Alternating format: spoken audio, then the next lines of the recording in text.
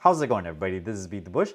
Today I'm going to talk about what to do about your health insurance when you quit your job. Health insurance is probably one of the main reasons why people stay at their current job and stay in the rat race. It's kind of crazy, right? They dangle something in front of you, some benefit, and you're staying there just because of this benefit? Shouldn't you be staying there because you like the job, or maybe because they pay too well at least, not because of health insurance? Before I begin, don't forget to give me a like on this video. I've heard so many comments for people that are over 50. They are staying at their current job just for the health insurance because if they quit their job every single month, the premiums might be like $1,000. The fact is, in the United States, health insurance is insanely expensive, and I do not think this is sustainable. Probably, I will move out of the country because of health insurance, because it costs way too much. I personally quit my engineering job 3 years ago. I knew this was gonna be a huge expense. But I think of it like this. It's sort of like self-employment tax. It's kind of like a badge of honor where if you pay this, you are kind of in the club. You have to pay this to be in the club, in the self-employment club, in the FIRE club, financially independent retired early club, or in the YouTuber club even, because this is just something you have to pay outright out of your own pocket. Back when I was working at an engineering job, there are a lot of perks that keeps you from leaving. Maybe you get free food. Maybe you enjoy all the coworkers. This is definitely a point of contention. And for this video, you have the point of having health insurance or not. But the truth is, as you'll see in this video, depending on how much you may pay significantly less than what I pay even. This video is sponsored by Webull. This is a free app. You can just sign up for this, deposit $100 of your own money. This is still gonna be your own money, and you can get 2 free shares of stock valued between $800 and $1,600. This promotion lasts all the way up until the end of this month, so get your 2 free shares before they change this promotion again. Now, I'm in California, and there's this site called Covered California. You can go on this to check out how much your insurance is going to cost if you quit your job. The website is coveredca.com.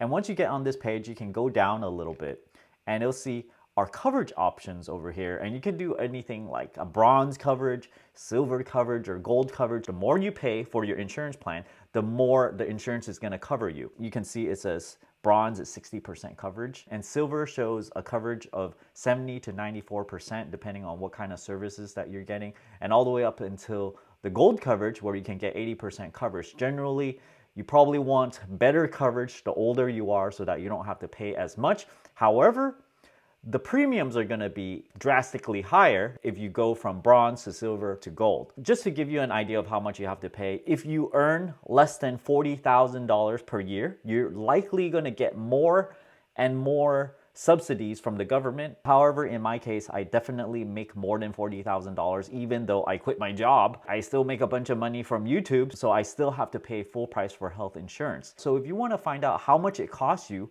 go on the top over here. It says shop and compare on the top right. Coverage year, okay, we're gonna check out 2021. We're gonna put in a zip code of 94560. This is where my mailbox is. Household income per year, let's just go with $100,000 because usually people, engineers in California, you generally make around this much. And then you have to say how many people in your household. Let's just go with 1 because over here, I'm only 1. I'm 40, so I'm gonna plug in 40, and then you're gonna see how much it actually gonna cost me. If I go down a little bit, you can preview plans. This is what you wanna do before you actually go around buying any plans. You don't really need to put in a doctor or anything, just go next. You just kind of tell them roughly how much you're gonna use it so that they can give you the lowest price based on your usage condition. Me, I use it very, very low. I hardly ever go to the doctor. Every single time I go, they go, "You are healthy, don't come back. We don't want to see you." This is how it always goes. All the metrics looks perfect, so you know I'm really healthy. Low use, 2 to 3 prescriptions. I actually take 0 prescriptions, and these days I don't even take ibuprofen because it screws up your stomach lining. Anyway, you click in through here and you go to Covered California and it shows you all these plans. And right then and there, you can see, oh my gosh, bronze 60 HMO is $402. This is a monthly premium. So right off the bat, you're looking at $4,800 worth of premiums. And if you go to bronze 60 HD HP, which is a really good thing because I have high deductible health plan. so that you can get your HSA. You can load a couple $1,000s into your HSA every single year. This is before tax, and when you spend it, you're not taxed on it either. And if you invest it, you're also not taxed on it. So it's a triple zero tax benefit, and I try to max it out every single year, especially getting the HD HP plan. I personally pay $363.57 every single month, even though I have the Bronze 60 HD HP HMO. This is likely because I already have this health plan. They want to lock you in so you don't always cancel it and then come back. It's going to cost you more if you come back without having an existing health plan.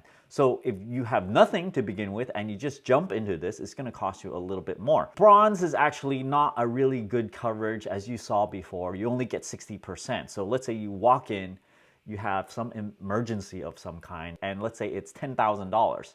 Well, they're only going to cover 60% of this. Then I still have to pay $4,000, and you also have to pay the deductible first before this kicks in. The deductible, as you can see, wow, it's really high, $7,000. And by now you might go, wow, the health insurance is really, really costly. The thing is, when you are working for an employer, they are essentially paying roughly about the same amount. They might get a volume discount because they're covering hundreds of employees. This is the cost of going solo. This is the cost of being free. How much is being free worth it to you? And I would have to tell you guys, $3,000-$4,000 per year, it's completely worth it to be free from your nagging boss every single day. And I mean, I'm willingly paying this to not listen to that, to not have an alarm wake me up every single day and drag me into a car, and I have to sit in the car for a good 30 minutes for no reason whatsoever, and I have to repeat this every single day. It gets really, really old really fast. These days it's actually a little bit better because you don't have to commute,